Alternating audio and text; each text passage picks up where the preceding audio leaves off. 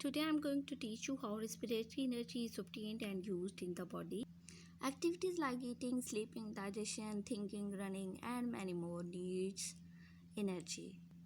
During cellular respiration, glucose is broken down into carbon dioxide, water, and energy. Before I am going to explain this process, we must know about the role of electron in this process.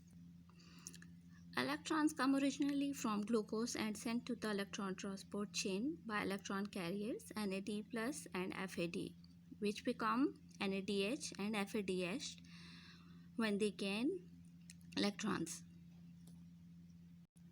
So, how does a glucose molecule get converted into carbon dioxide and have its energy harvested as ATP? To explain this, the process is converted into three steps: glycolysis, Krebs cycle, electron transport chain. In this step, glucose is converted into two molecules of pyruvate. Pyruvate from the glycolysis enters into the mitochondrial matrix.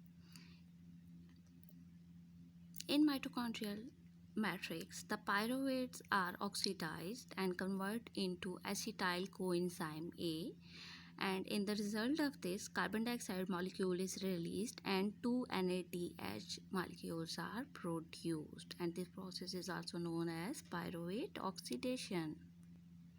In the step of Krebs cycle, acetyl coenzyme A, that is 2 carbon molecule, reacts with 4 carbon atom to form 6 carbon atom, and the whole cycle runs again to produce 4 carbon atom.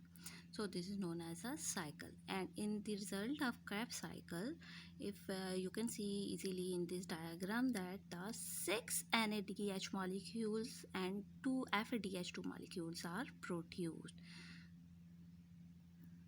And finally we come to the third step, that is electron transport chain. In the third step, NADH and FADH2 forms during Krebs cycle and glycolysis deposit their electrons in the electron transport chain and again converts into NAD plus and FAD. When NADH and FADH are converted into FAD, in this result, the electrons are released and which goes to the phosphatidine and forms ATP.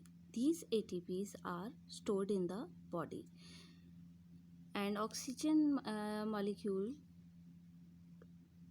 goes to produce H2O. In the whole final step of electron transport chain, the transfer of electron on electron transport chain, NADH and FADH2 release electrons and hydrogen ion. These electrons are taken up by a series of electron carriers. When electrons move through the series of electron carriers, they lose energy, which is used to synthesize ATP. At the end of chain, electrons and hydrogen ions combine with molecular oxygen and form water.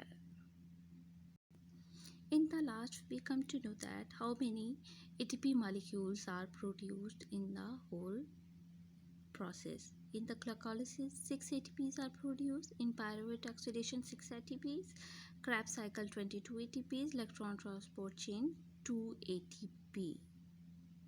So the net ATP profit is 36. Keep in mind that each NAD plus, when it converts into NADH, each NADH produces 3 ATPs and each FADH2 produces 2 ATPs.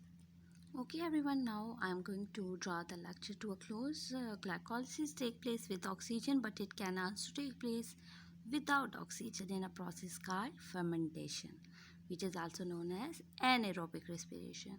The other stages of cellular respiration, pyruvate oxidation, the Krebs cycle, and electron transport chain, all require oxygen in order to occur. Take care of yourself, stay home, save lives. Allah Hafiz.